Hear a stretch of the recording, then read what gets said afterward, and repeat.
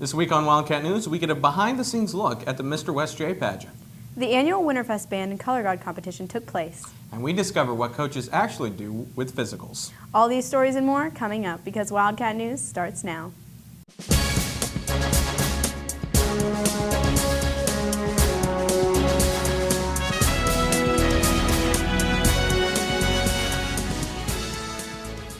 Good morning, West Johnston. I'm Erik Beene. And I'm Ariel Andrews. The third annual Mr. West J pageant has crowned a new winner. Anastasia Lonesky gives us a behind-the-scenes look. Last Friday, Tony Mack was crowned this year's Mr. West Johnston. Amanda Fisher tells why this production was put together. Mr. West J was created to have a school spirit event that involves clubs and sports all together and gives the boys a time to kind of strut their stuff on stage and win money for their program. The money raised goes to SAD, JOCO teen drivers, and FBLA. The winner also gets $250 towards the program they represent. Fisher explains how the winner is chosen. They're looking for stage presence, eye contact. They're looking for applause, how they get the audience involved, cheers, different things like that. But mostly they're confident on stage and, they feel like they could represent West Johnston. I like doing the show because it always makes me happy to see the boys dancing across the stage, everybody screaming for them and them having the confidence to go out there and do it. It makes me happy that so many people are a part of it. Senior John Simon represented band as Mr. Crescendo. My experience with Mr. West J, it was just like you became a family just for a couple of months with these guys you don't really see around the school because they're different clubs and stuff, and you just become one big family. You just kind of forget about your backgrounds and you all are there for one cause to do Mr. West J, so it's just a good experience to meet new people. However, Simon had to get over one major fear before performing. The most difficult thing about Mr. West J is just getting over your fear of going out in front of people and acting goofy and stuff. You just gotta get over that and realize it's all for a good purpose, so just go and have fun. That was probably the biggest thing I had to get over. For anyone that wants to do this, if you're picked for this, just have fun with it. Just go out there, don't leave anything back, just go for it. Just have fun, you'll meet new people, you'll think you're goofy, but everyone's doing the same thing. I'm Anastasia Lonesky, Wildcat News. Thanks, Anna. Each year, the band department hosts Winterfest, a regional competition for drumlines and color guards. Chase Faircloth speaks with competitors. On Saturday, February 13th, West Johnston's band held their annual Winterfest competition. Haley Emerson of Color Guard and Travis Creech of Drumline inform us on the competition. Winterfest is important to the band because it's kind of a fundraiser for us, but then again we get to see all the other groups and see what's happening around the county. I just love getting together with all the other schools and meeting new people and performing. I really love performing. There are many factors in scoring the performances. They look for various different things. In Color Guard, they look for dancing and how well we can dance and move. Equipment, we have rifle, saber, and flag, and they see how well we can move together and in sync. Though Emerson loves performing, large audiences make it difficult. I think the nerves, it can really get to your head with a bunch of audience, and the clapping, it kind of gets you hype and more nervous. Creech finds Winterfest thrilling for a different reason. What I love the most about Winterfest is seeing all the different groups compared to what we do and how we do it, and it's just really fun. I'm Chase Faircloth, Wildcat News. Thanks, Chase.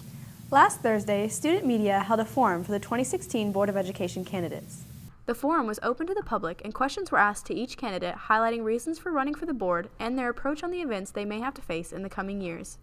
Candidates Ronald Johnson and Summer Hamrick tell their experience. This was a great opportunity to get together with other candidates and discuss issues that are very important to students, teachers, and parents in Johnston County. I think it was great we got all our ideas out and the questions were spot on. There were tough questions that needed to be answered. I enjoyed the evening. I'm really glad that the school put it together because it gave the public the opportunity to come in and hear what each candidate had to say. I think everybody did a really good job. It's nice to hear what other people are running for and their passions and what they want to see within the school systems. Johnson explains the importance of voting. I didn't expect so many supporters to come out tonight. I was humbled to see so many people take an interest in our students' learning environment. The candidates on the panel tonight, we all care about children, but it's your job to be an informed voter and make an informed decision to vote for the right candidate who's going to best represent Johnston County Schools. I hope everyone on the panel tonight understands the importance of this next election. We're trying to make Johnston County a better place for students. Now over to Jamie Snover with the rundown.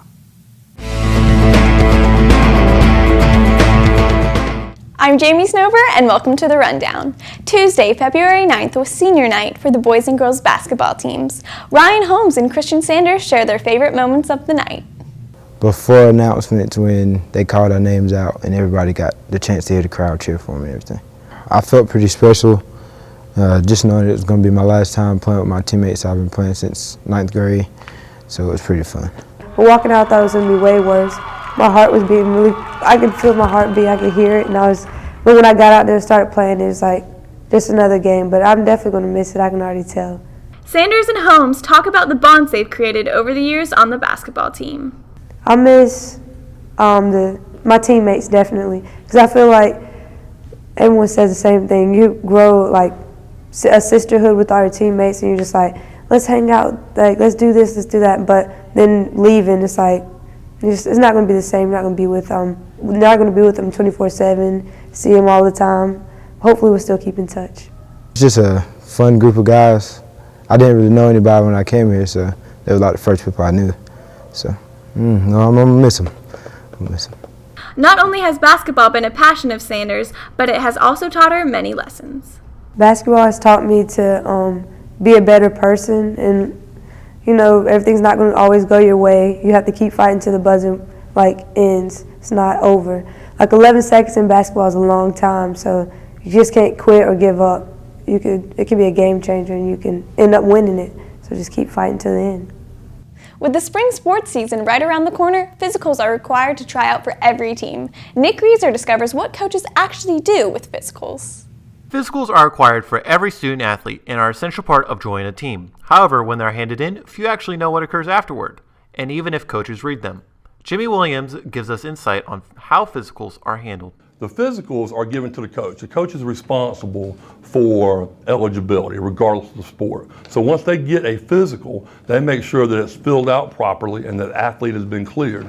Then they give it to me for oversight. As long as it's got everything filled out in terms of his signature and the parent's signature and the date of the physical, and that's signed by the doctor, then it's a legal document. Many believe that star athletes are prioritized when it comes to getting on the field or court. Megan Mills tells us more. Some coaches look at the physical just to see if they're eligible to play. I think some coaches would ignore some of the results of the physicals in case the student athlete is really good and they really want that person on the team.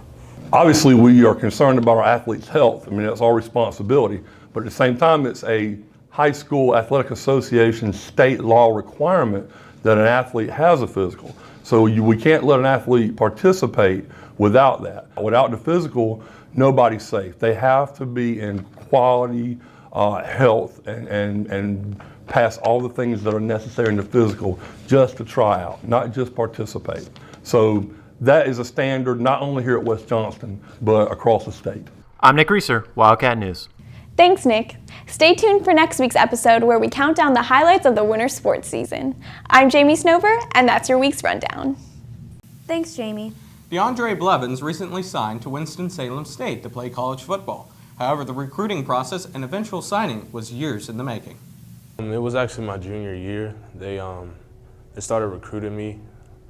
I guess, I don't know how they did specifically, but they contacted me, and I went to an all-star game in the summer and I saw the coach there, so it kind of started from there. The recruiting process is a complex one that involves multiple visits to the school and getting to know and meet the coaching staff. You go to the school and there's an unofficial visit where you go, you may see a game or things like that. If you go on an official visit, then you see more of the school, the criteria, everything they have. And then as I visited multiple times, I felt like it was home. They showed a lot of love, and it was a pretty good school for me. Their coaching staff is great. Their players, I know they coach players that go on to the next level in the NFL and things like that. So After months of thinking, Blevins finally made his decision. Signing day felt great because I finally got the weight off my shoulders of who I'm going to choose, and it was a big accomplishment for me because I've always wanted to play college football, and I finally got it done. Well, that's all for us this week. If you have any comments, questions, or story leads, email us at wjstudentmedia@gmail.com or send us a tweet at wjstudentmedia. And if you want to watch Wildcat News at home, on the go, or catch up on some of our past episodes, go to wjstudentmedia.com or subscribe to our YouTube channel. I'm Erik Beene. And I'm Ariel Andrews. Thanks for watching and have a great rest of your week.